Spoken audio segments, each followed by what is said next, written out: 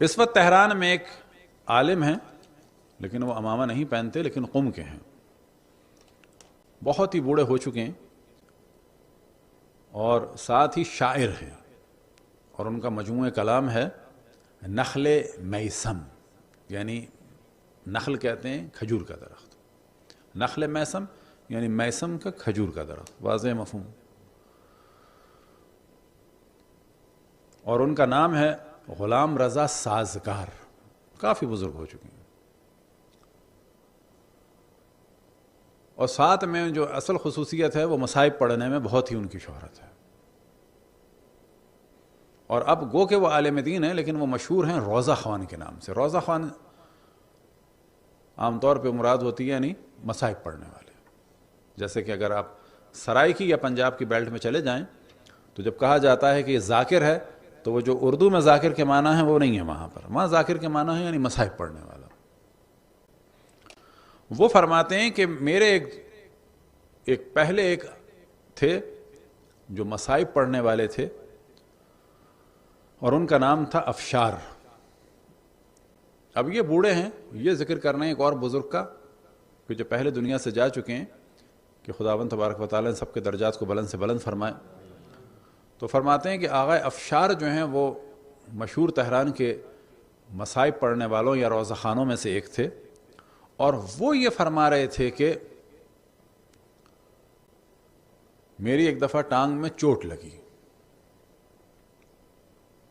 اور چوٹ لگنے کے بعد اس کا رنگ بدلا، یہاں تک کہ میں بالکل چلنے کے قابل نہیں رہا اور میں اسپتال میں ایڈمٹ ہو گیا. اور وہ کہتے ہیں کہ ڈاکٹر جو ہے وہ آپس میں کچھ بات کر رہے تھے، مجھے تو سمجھ میں نہیں آئی، لیکن کیونکہ وہ انگلش میں بات کر رہے تھے.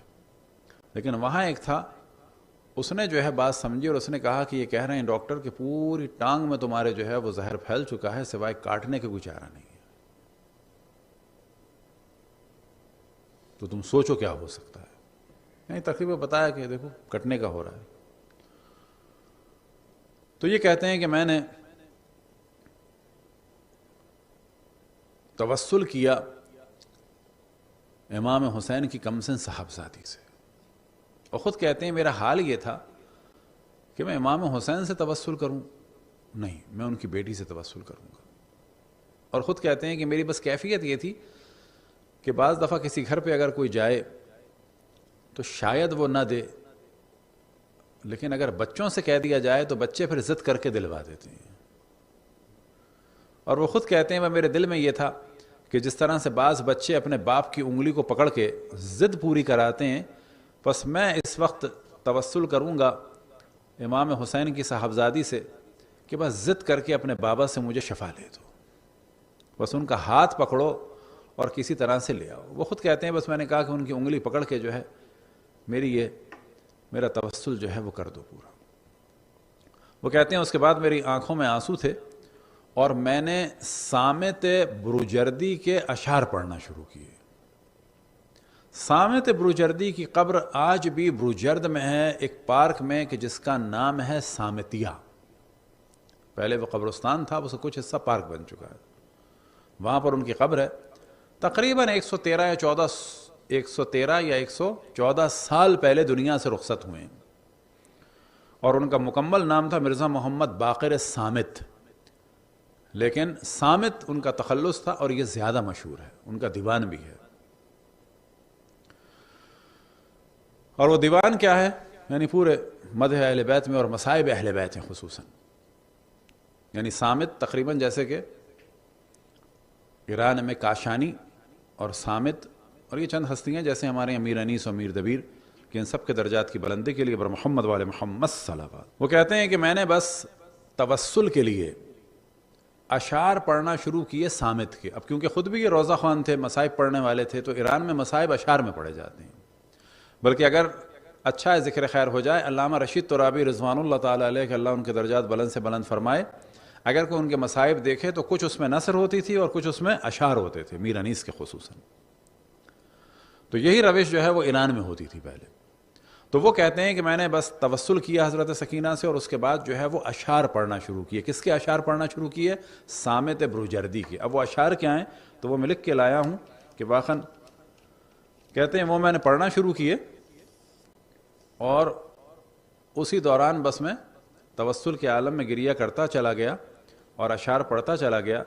اور یہ پہلا بند ہے جو انہوں نے حضرت سکینہ یا حضرت رقیہ کے لیے یا امام حسین کی کمسن صاحبزادی کے لیے، ان کے تقریباً 30 پیسے بند کے پورا مجموعہ ہے، اس میں سے پہلے دوسرے جو اشعار ہیں ان میں سے کچھ آپ کے لیے ہم نے لکھے ہیں۔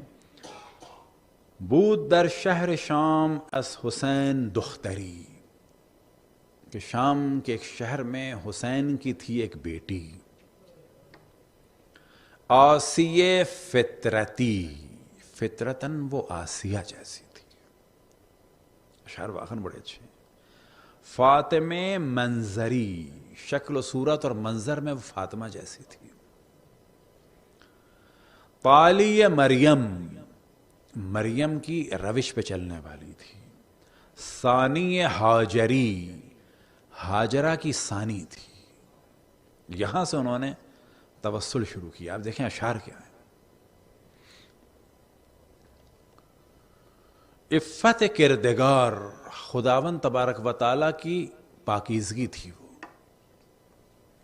عصمت اکبری،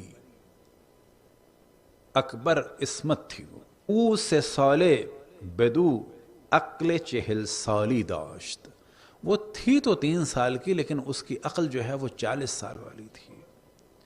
ہم چوں خیر النساء خصلت و خوئی او، اور خیر النساء جیسی اس کی خصلت تھی اور خیر النساء جیسا اس کا اخلاق تھا۔ یعنی تھی 3 سال کی لیکن خیر النساء جیسی اس کی عادات تھیں، اور خیر النساء جیسا یعنی جناب سیدہ جیسا اس کا اخلاق تھا۔ کہتے ہیں کہ یہ میں نے اشعار، یہ تو ہم نے آپ کو 1-2 ہی سنا دیے، کہتے ہیں کہ یہ میں نے اشعار پڑھنا شروع کیے یہاں تک کہ میں بالکل غش کھا گیا، بالکل مجھے نیند سی آ گئی، اور میں اشعار پڑھتا رہا تو میں نے کیا دیکھا کہ جو میں نے توسل میں سوچا تھا کہ ایک بچی ہے جو امام حسین کی انگلی پکڑ کے کھینچ کے لا رہی ہے کہ اس کو شفا دے۔ بنا کردم این شعرهای صامت رو خوندم. او در شهر شام از حسین دختری، آسیه فطرتی، فاطمه منظری، تالی مریمی، ثانی هاجری، او 3 ساله بود و عقل 40 ساله داشت.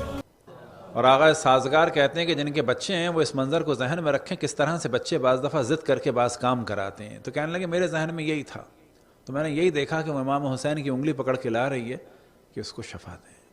کہتے ہیں کہ میں پھر کیا ہوا مجھے پتہ نہیں چلا، لیکن جب مجھے ہوش آیا ہے تو آپ جانتے ہیں کس حال میں ہوش آیا ہے۔ کہتے ہیں کہ میں کھڑا ہوا تھا اور اشعار پڑھے جا رہا تھا یہی صامت کے۔ ڈاکٹر نرسیں ارد گرد تھیں کہ اس کے تو پورا زہر پھیل چکا تھا، تو چلنے کے قابل نہیں تھا، اب یہ کھڑا ہوا ہے اور اشعار پڑھے جا رہا ہے۔ ڈاکٹر گریہ کر رہے تھے، نرسیں گریہ کر رہی تھیں، کیونکہ ان کو خود نہیں پتا تھا کہ میں کہاں ہوں اور کیا کر رہا ہوں۔ بالکل ایک آدمی اس طرح سے مدوش کھڑا ہوا ہے، اشعار پڑھے جا رہا ہے، آنکھوں سے آنسو جاری ہیں، اور جس ٹانگ سے وہ چل نہیں سکتا تھا اور دونوں ٹانگوں کی اس کی حالت عجیب کہ کھڑے نہیں ہو سکتے، اب وہ بستر سے اتر کے کھڑے ہوئے اشعار پڑھ رہے ہیں، اور جتنے لوگ ارد گرد تھے سب وہ گریہ کر رہے تھے۔ اس دوران جب کہتے ہیں مجھے ہوش آیا تو مجھے تعجب تھا کیا ہوا، تو پھر مجھے احساس ہوا کہ صامت شاہرودی کے اشعار پڑھ رہا ہوں، لوگ سامنے گریہ کر رہے ہیں، اور میری یہ حالت دیکھ کے تمام لوگ گریہ کر رہے تھے۔ اور جب مجھے ہوش آیا اور میں نے دیکھا، اس کے بعد پھر میرا معائنہ ہوا، ڈاکٹر حیران تھے، وہ جو باہر کے ڈاکٹر آئے ہوئے تھے وہ بھی حیران تھے کہ یہ ایک میریکل ہے، یہ ایک معجزہ ہے۔